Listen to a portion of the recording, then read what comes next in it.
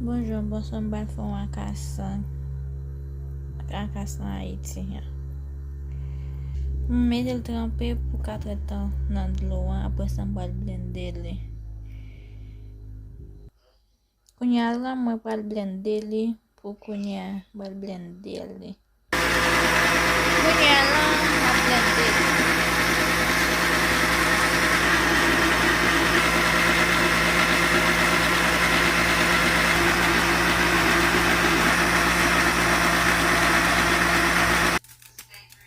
Kounya la mwen vide li, mwen koule li kounya.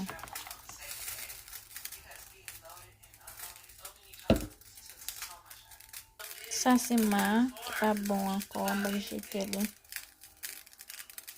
Kounya la li paret blanche kounya. Mwen fin koule li, men ki an paret kounya.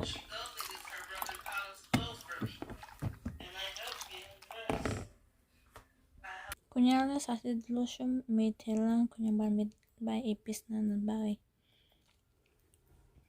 Kounya mete kanel la dan. En den mete un ti sel la dan.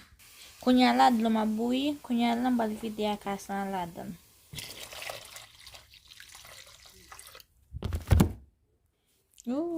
Me akasan mwen.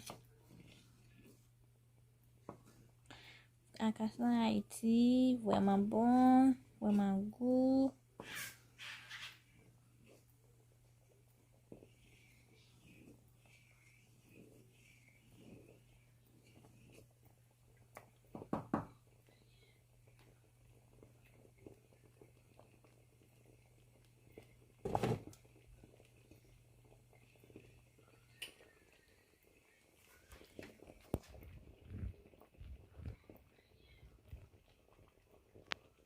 Ça c'est akasan, mwen mette sucre la dan, mwen mette let la dan.